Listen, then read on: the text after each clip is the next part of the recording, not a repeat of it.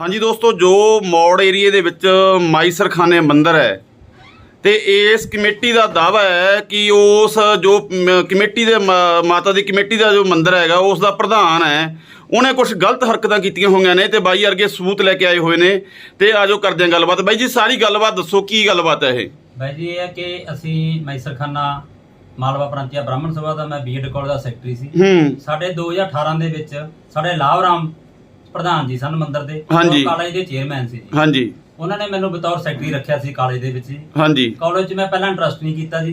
ਜਦੋਂ ਮੈਂ ਇੰਟਰਸਟ ਕਰਨ ਲੱਗਿਆ ਵੀ ਪੈਸਾ ਕਿੱਥੇ ਜਾਂਦਾ, ਕੀ ਕਰ ਰਹੇ ਆ, ਤਾਂ ਕੁਝ ਗੱਲਾਂ ਮੇਰੇ ਸਾਹਮਣੇ ਆਈਆਂ। ਇੱਕ ਤਾਂ ਫੰਡਾਂ 'ਚ ਹੇਰ-ਫੇਰ ਬਹੁਤ ਕੀਤੀ ਹੈ ਜੀ ਪੈਸੇ ਦੀ। ਹਾਂਜੀ, ਦੂਸਰਾ ਜੀ ਇਹਨਾਂ ਦੇ ਮੇਰੇ ਕੋਲੇ ਆਡੀਓ ਨਿਕਲੇ ਜਿਨ੍ਹਾਂ ਵਿੱਚ ਲੜਕੀਆਂ ਨੂੰ ਕਹਿ ਰਹੇ ਆ ਜੀ ਇਹ ਵੀ ਇਹਨਾਂ ਨੂੰ ਚੰਡੀਗੜ੍ਹ ਲੈ ਜਾਾਂਗੇ ਵੀ ਹੋਰ। ਤੁਹਾਡੇ ਕੋਲੇ ਕੀ ਸਬੂਤ ਆ ਲੜਕੀਆਂ ਨੂੰ? ਕੀ ਮੇਰੇ ਪੁਖਤਾ ਸਬੂਤ ਆ ਜੀ ਉਹਨਾਂ ਦੇ। ਸੁਣਾਇਓ ਜੀ ਮੜਾ ਜਾ।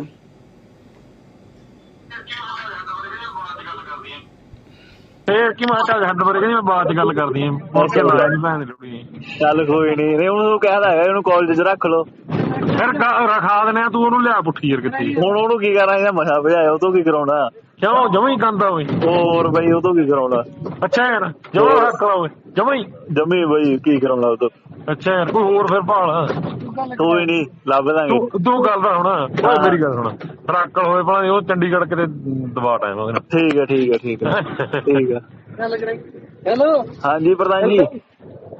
ਹੈਲੋ ਹਾਂ ਹਾਂ ਬਈ ਉਹ ਗੱਲ ਸੁਣ।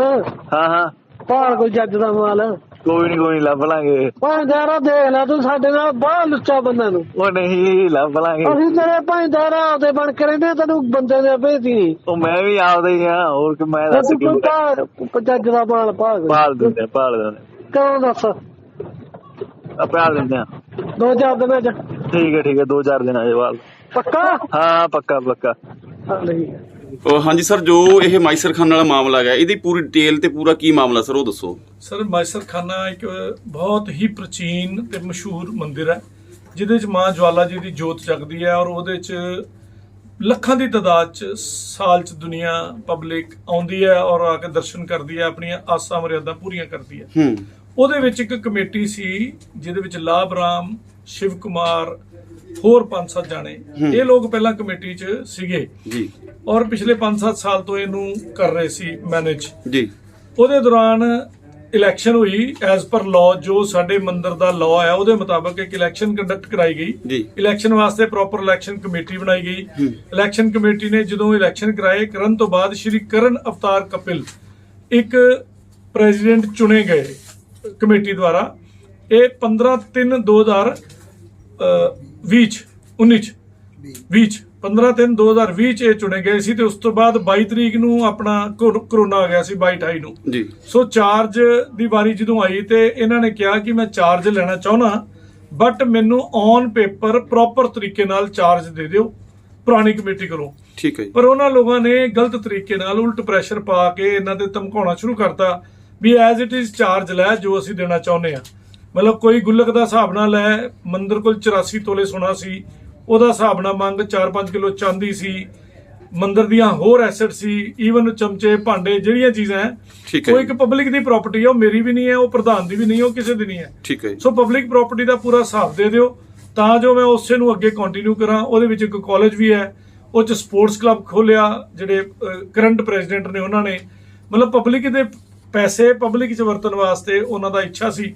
ਤੇ ਪੁਰਾਣੀ ਕਮੇਟੀ ਕੋਲ ਜਦੋਂ ਉਹਨਾਂ ਨੇ ਹਿਸਾਬ ਮੰਗਿਆ ਤੇ ਉਹਨਾਂ ਨੇ ਉਹ ਹਿਸਾਬ ਦੇਣ ਤੋਂ ਇਨਕਾਰ ਕਰਤਾ, ਪਲੱਸ ਇਹਨਾਂ ਨੂੰ ਧੱਕਾ ਕਰਨਾ ਸ਼ੁਰੂ ਕਰਤਾ ਕਿ ਤੁਸੀਂ ਜਿੱਦਾਂ ਵੀ ਅਸੀਂ ਦੇਣਾ ਚਾਹੁੰਦੇ ਹਾਂ ਹਿਸਾਬ ਉਸੇ ਤਰ੍ਹਾਂ ਹੀ ਲਵੋ। ਠੀਕ ਹੈ, ਸੋ ਇਹਨਾਂ ਨੇ ਉਹਦੇ ਤੇ ਆਬਜੈਕਸ਼ਨ ਰੇਜ਼ ਕੀਤੀ। ਸੋ ਉਹਨਾਂ ਨੇ ਚਲਾਕੀ ਇਹ ਕੀਤੀ ਕਿ ਬਜਾਏ ਚਾਰਜ ਦੇਣ ਤੋਂ ਜਿਹੜਾ ਲਾਭ ਰਾਮ ਸੀ ਉਹਨੇ ਆਪਣੇ ਆਪ ਹੀ ਇੱਕ ਦਸਤਾਵੇਜ਼ ਤਿਆਰ ਕੀਤਾ।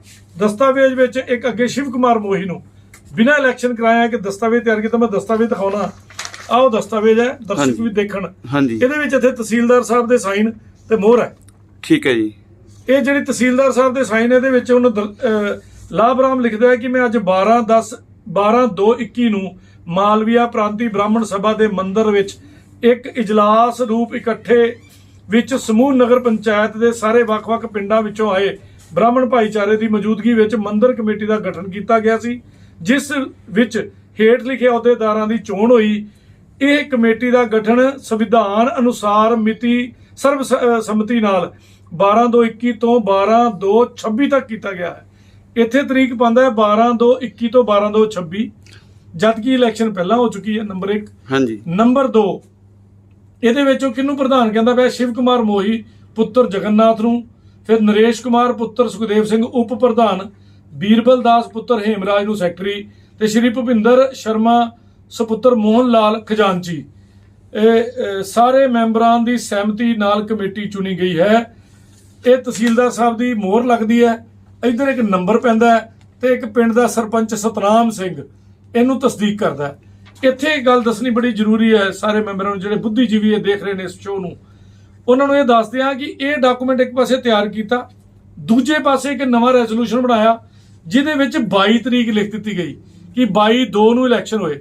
ਤੀਜੇ ਪਾਸੇ ਇਸੇ ਗੱਲ ਦੀ ਕੰਟਰੋਵਰਸੀ ਦੱਸਦਾ, ਤੀਜੇ ਪਾਸੇ ਜਦੋਂ ਇਹਦੇ ਤੇ ਜਾਲੀ ਤੌਰ ਤੇ 145 ਲਵਾਈ ਗਈ, 145-46, ਉਹਦੇ ਵਿੱਚ ਜਿਹੜੇ ਬਿਆਨ ਹੋਏ ਉਹਦੇ ਚ ਚੌਥੀ ਧਿਰ ਹੈ ਸਤਨਾਮ ਸਿੰਘ।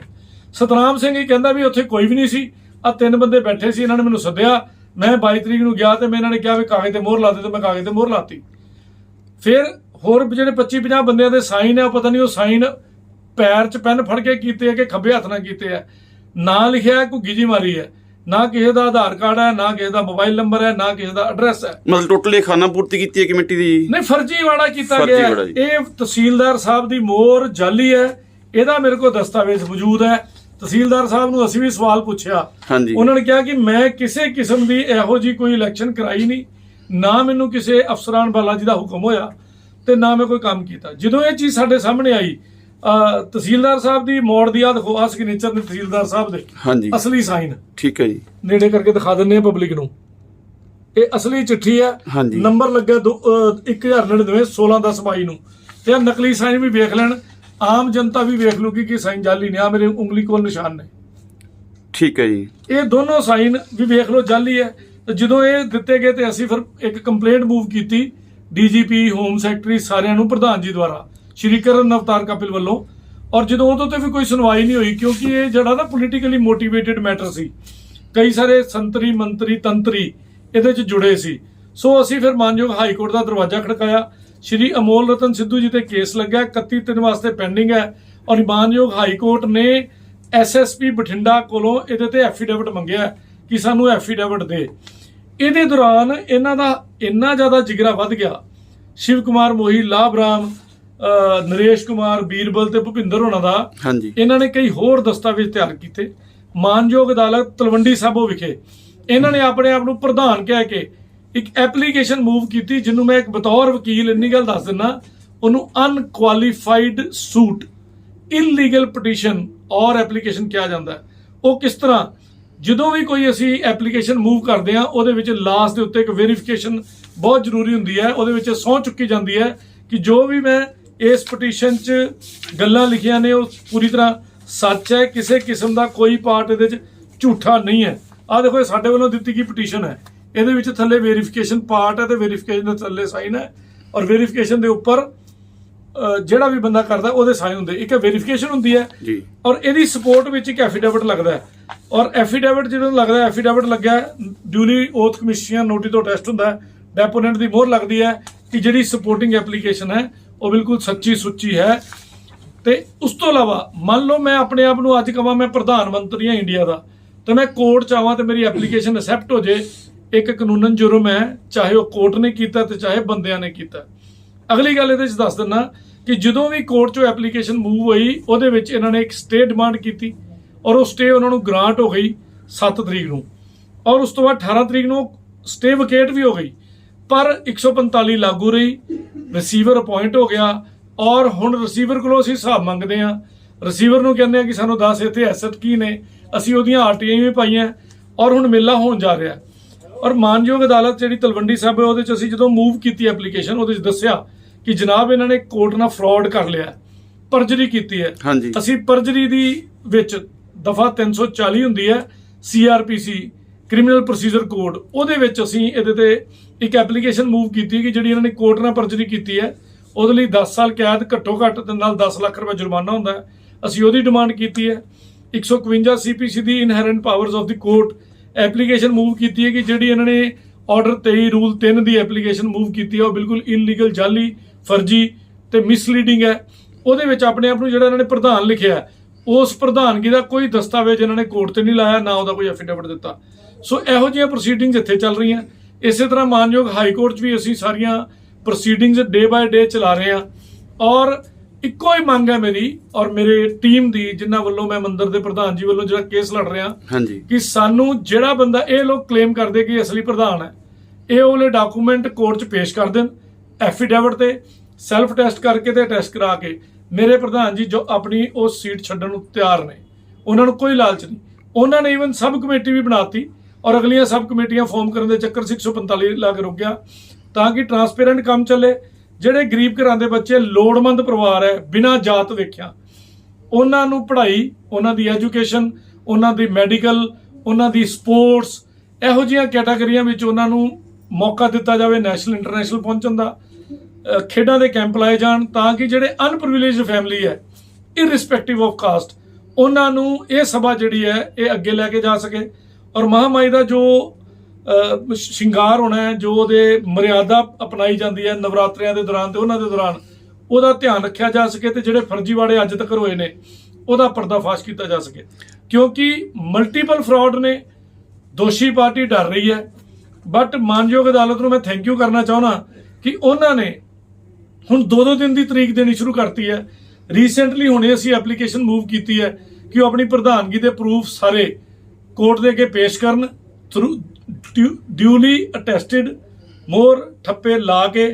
ਜੇ ਉਹ ਪ੍ਰੂਫ ਕਰ ਜਾਂਦੇ ਨੇ ਤੇ ਰੁਖ ਦੂਜੇ ਪਾਸੇ ਜਾਏਗਾ, ਜੇ ਉਹ ਪ੍ਰੂਫ ਨਹੀਂ ਕਰ ਜਾਂਦੇ ਤੇ ਘੱਟੋ ਘੱਟ 20 ਸਾਲ ਕੈਦ ਹੋਣੀ ਉਹਨਾਂ ਨੂੰ ਔਰ ਜ਼ਮਾਨਤਾਂ ਵੀ ਸ਼ਾਇਦ ਨਾ ਹੀ ਹੋਣ।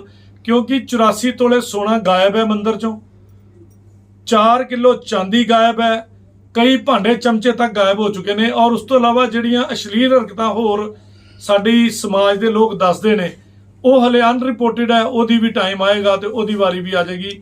ਔਰ ਇਹਦੇ 'ਚ ਕਈ ਸਾਰੇ ਹੋਰ ਲੋਕ ਵੀ ਸ਼ਾਮਲ ਨੇ ਜਿਨ੍ਹਾਂ ਦਾ ਟਾਈਮ ਪਾ ਕੇ ਨਾਮ ਆਉਂਦਾ ਜਾਏਗਾ। ਸਰ ਇਹ ਇੱਕ ਹੋਰ ਹੈ ਵੀ ਆਪਣਾ ਪੂਰਾ ਹਿੰਦੁਸਤਾਨ ਸਨਾਤਨ ਧਰਮ ਨਾਲ ਜੁੜਿਆ ਹੋਇਆ ਹੈਗਾ ਜੀ, ਤੇ ਇਹਦੇ ਵਿੱਚ ਸਨਾਤਨ ਧਰਮ ਦਾ ਇੱਕ ਬਹੁਤ ਵੱਡਾ ਤੋਹੀਨ ਨਹੀਂ ਕੀਤੀ ਇਸ ਬੰਦਿਆਂ ਨੇ। ਸਰ ਉਹਦੇ ਵਾਸਤੇ ਜਿਹੜੀ ਧਾਰਮਿਕ ਭਾਵਨਾ ਉਹਨੂੰ ਠੇਸ ਪਹੁੰਚਾਉਣਾ, ਜਿਹੜੀ ਇਹ ਤਹਿਸੀਲਦਾਰ ਸਾਹਿਬ ਦੀ ਜਾਲੀ ਮੋਹਰ, ਜਾਲੀ ਸਾਈਨ ਹੈ, ਇਹਦੇ 'ਚ ਦੇਸ਼ ਵਿਰੋਧ ਦਾ ਮੁਕੱਦਮਾ ਦਰਜ ਹੁੰਦਾ ਹੈ, ਇਹਦੇ 'ਚ ਉਮਰ ਕੈਦ ਹੁੰਦੀ ਹੈ।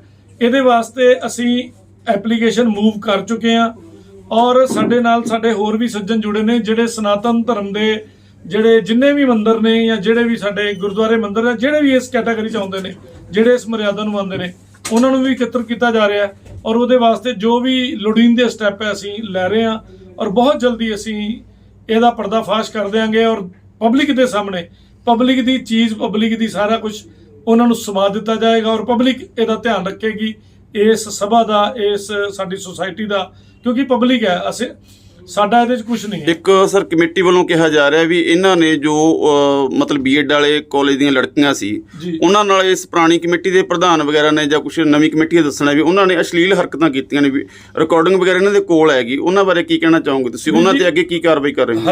ਹਲੇ ਪਹਿਲਾਂ ਮੈਨੂੰ ਜਿਹੜੀ ਇਹਨਾਂ ਦੀ ਪ੍ਰੈਜ਼ੀਡੈਂਟਸ਼ਿਪ ਹੈ, ਜਾਲੀ ਪ੍ਰੈਜ਼ੀਡੈਂਟਸ਼ਿਪ, ਤੇ ਜਿਹੜੀ ਤਹਿਸੀਲਦਾਰ ਦੇ ਜਿਹੜੇ ਲੋਕ ਜਾਲੀ ਮੋਹਰ ਲਾ ਸਕਦੇ ਆ, ਇਹੋ ਜਿਹੀਆਂ ਅਸ਼ਲੀਲ ਹਰਕਤਾਂ ਕਰਨੀਆਂ, ਇਹੋ ਜਿਹੇ ਮੈਸੇਜ ਕਰਨੇ, ਉਹਨਾਂ ਲਈ ਬੜੀ ਛੋਟੀ ਗੱਲ ਹੈ। ਜਿਹੜੇ ਮਾਤਾ ਰਾਣੀ ਦਾ ਜਾਂ ਧਾਰਮਿਕ ਸੰਸਥਾ ਦਾ ਪੈਸਾ ਖਾ ਗਏ, ਇਸ ਤੋਂ ਘਟੀਆ ਗੱਲ ਹੋਰ ਕੀ ਕਰ ਸਕਦੇ ਨੇ? ਆਪਣਾ ਬੱਚਾ ਵੇਚਣ ਵਾਲੀ ਗੱਲ ਕੀਤੀ ਉਹਨਾਂ ਨੇ। ਇਸ ਸੰਸਥਾ ਤੇ ਗਰੀਬ ਆਦਮੀ ਆਪਣੇ ਖੋਤੇ ਤੋਂ, ਆਪਣੇ ਜਾਨਵਰ ਤੋਂ, ਆਪਣੇ ਬਜ਼ੁਰਗ ਤੋਂ ਪੈਸੇ ਵਾਰ ਕੇ ਚੜਾਉਣ ਆਉਂਦਾ ਹੈ ਕਿ ਰੱਬ ਉਹਨੂੰ ਤਾਕਤ ਦੇ, ਉਹਨੂੰ ਬਿਮਾਰੀ ਤੋਂ ਬਾਹਰ ਕੱਢ। ਹਰ ਤਰ੍ਹਾਂ ਦੀ ਆਸ ਮਰਿਆਦ ਲੈ ਕੇ ਕੋਈ ਬੱਚਾ ਮੰਗਣ ਆਉਂਦਾ ਹੈ, ਕੋਈ ਬਜ਼ੁਰਗ ਦੀ ਸਿਹਤ ਮੰਗਣ ਆਉਂਦਾ ਹੈ, ਕੋਈ ਘਰ ਦੇ ਜੀਅ ਦੀ। ਸਾਡੇ ਘਰਾਂ 'ਚ ਜਿਹੜਾ ਲਵੇਰਾ ਉਹਦੇ ਵੀ ਉਹ ਵੀ ਸਾਡਾ ਘਰ ਦਾ ਜੀਅ ਹੈ। ਸੋ ਇਹ ਥਾਵਾਂ ਜਿਹੜੀਆਂ ਪੂਜਾ ਦੇ ਸਥਾਨ ਹੈ, ਇੱਥੋਂ ਅਸੀਂ ਮੰਗਣ ਆਉਂਦੇ ਹਾਂ। ਤੇ ਜਿਹੜਾ ਬੰਦਾ ਇੱਥੇ ਆ ਕੇ ਜਾਲੀ ਮੋਹਰਾਂ ਲਾ ਕੇ ਪੈਸੇ ਖਾ ਸਕਦਾ ਹੈ, ਉਹ ਆਪਣਾ ਬੱਚਾ ਵੀ ਵੇਚ ਸਕਦਾ। ਕਿਸੇ ਕੁੜੀ ਨਾਲ ਤੇ ਕੋਈ ਗੰਦੀ ਹਰਕਤ ਕਰਨੀ ਬਹੁਤ ਛੋਟੀ ਗੱਲ ਉਹਨਾਂ ਲਈ। ਕਿਤੇ ਨਾ ਕਿਤੇ ਸਰ ਜੋ ਸਾਡੇ ਧਰਮ ਦੇ ਲੋਕ ਇਸ ਮੰਦਿਰ ਨਾਲ ਆਸਥਾ ਜੁੜੀ ਹੋਈ ਹੈ, ਉਹਨਾਂ ਦੇ ਮਨ ਤੇ ਠੇਸ ਨਹੀਂ ਪਹੁੰਚੇਗੀ ਸਰ? ਭਾਜੀ ਉਹਨਾਂ ਨੇ ਆਪਣੇ ਉੱਪਰ ਤੇਲ ਪਾਲਿਆ ਸੀ ਔਰ ਉਹ ਮਰਨ ਲੱਗੇ ਸੀ ਔਰ ਉੱਥੋਂ ਡੀਐਸਪੀ ਰੂਲਰ ਆਪਣੇ ਬੂਟ ਛੱਡ ਕੇ ਭੱਜਿਆ। ਉਹਦੇ ਬੂਟ ਅੱਜ ਵੀ ਸਾਡੇ ਕੋਲ ਮੰਦਿਰ 'ਚ ਪਏ ਨੇ, ਸਬੂਤ ਹੈ। ਪ੍ਰਸ਼ਾਸਨ ਨੇ ਵੀ ਇਹਦੇ 'ਚ ਗੁੰਡਾਗਰਦੀ ਕਰਨ ਦੀ ਕੋਸ਼ਿਸ਼ ਕੀਤੀ ਕਿਉਂਕਿ ਪੁਰਾਣੀ ਸਰਕਾਰ ਦਾ ਪੋਲੀਟੀਕਲ ਪ੍ਰੈਸ਼ਰ ਸੀ ਔਰ ਉਹ ਚਾਹੁੰਦੇ ਸੀ ਕਿ ਇਹ ਘਪਲਾ ਚੱਲਦਾ ਰਹੇ, ਸਾਡਾ ਪਰਦਾਫਾਸ਼ ਕਰਨ ਵਾਲਾ ਕੋਈ ਨਾ ਹੋਵੇ। ਤਕਲੀਫ ਤੇ ਇਸ ਗੱਲ ਦੀ ਹੈ, ਮੈਂ ਚੈਲੰਜ ਕਰਦਾ ਪਿਆ ਓਪਨ, ਮੇਰਾ ਨਾਂ ਤੁਹਾਡੇ ਸਾਹਮਣੇ ਹੈ, ਸੁਨੀਲ ਮੱਲਨ ਮੇਰਾ ਨਾਂ ਹੈ। ਦੂਜੀ ਪਾਰਟੀ ਕੈਮਰੇ ਸਾਹਮਣੇ ਆ ਕੇ ਬੋਲ ਕੇ ਦਿਖਾਵੇ, ਜੇ ਸੱਚੇ ਨੇ ਪ੍ਰੂਫ ਲੈ ਕੇ ਆਣ। ਮੈਂ ਤੇ ਅਦਾਲਤ ਨੂੰ ਐਪਲੀਕੇਸ਼ਨ ਦਿੱਤੀ ਹੈ, ਅਦਾਲਤ ਨੇ 30 ਤਰੀਕ ਦਿੱਤੀ ਹੈ। ਇੱਥੋਂ ਦੀ ਤਲਵੰਡੀ ਸਾਬੋ ਦੀ ਅਦਾਲਤ ਸ਼੍ਰੀ ਰਤਨਦੀਪ ਸਰ ਦੀ ਕੋਰਟ 'ਚ 30 ਤਰੀਕ ਮਿਲੀ ਹੈ, ਜਿਹਦੇ ਵਿੱਚੋਂ ਪ੍ਰੂਫ ਲੈ ਕੇ ਆਉਣ ਵਾਸਤੇ ਉਹਨਾਂ ਨੂੰ ਕੰਪਲਸਰੀ ਆਰਡਰ ਦਿੱਤੇ ਗਏ ਨੇ, ਮੈਂਡੇਟਰੀ ਆਰਡਰ, ਕਿ ਜਦ ਤੱਕ ਤੁਸੀਂ ਨਹੀਂ ਦਿੰਦੇ ਤਦ ਤੱਕ ਤੁਸੀਂ ਇਸ ਸੂਟ 'ਚ ਅੱਗੇ ਰਿਪਲਾਈ ਜਾਂ ਕੋਈ ਹੋਰ ਚੀਜ਼ ਨਹੀਂ ਮੰਗ ਸਕਦੇ। ਪੋਲੀਟੀਕਲ ਲੋਕਾਂ ਦੀ ਸਰ ਕਿਹੜਿਆਂ ਦੀ ਇਨਵੋਲਵਮੈਂਟ ਸੀਗੀ ਇਹਨਾਂ ਵਿੱਚ? ਸਰ ਉਹਦੇ ਵਾਸਤੇ ਪ੍ਰਧਾਨ ਜੀ ਜਾਂ ਸਾਡੇ ਜਿਹੜੇ ਹੋਰ ਕਮੇਟੀ ਮੈਂਬਰ ਹੈ ਉਹ ਦੱਸਣਗੇ। ਮੈਂ ਲੀਗਲ ਪੱਖ ਸਾਰਾ ਤੁਹਾਨੂੰ ਦਿਲ ਖੋਲ ਕੇ ਪੂਰੇ ਤਰੀਕੇ ਦੱਸ ਸਕਦਾ। ਜਿਹਦੇ ਤੇ ਮੈਂ ਪਹਿਰਾ ਦੇਣਾ ਹੈ, ਮੈਂ ਚੰਡੀਗੜ੍ਹੋਂ ਸਪੈਸ਼ਲ ਮਹਾਮਾਈ ਨੇ ਮੇਰੀ ਵੀ ਡਿਊਟੀ ਲਾਈ ਹੈ, ਉਹ ਸੇਵਾ ਕਰਨ ਆ ਜਾਣਾ। ਠੀਕ ਹੈ ਸਰ, ਬਹੁਤ ਬਹੁਤ ਧੰਨਵਾਦ ਜੀ। ਬਹੁਤ ਮਿਲਾਂਗੇ ਜੀ ਸਾਰਿਆਂ ਨੂੰ। ਸਤਿ ਸ੍ਰੀ ਅਕਾਲ ਜੀ, ਪਿਆਰ ਭਰੀ ਨਮਸਕਾਰ ਜੀ।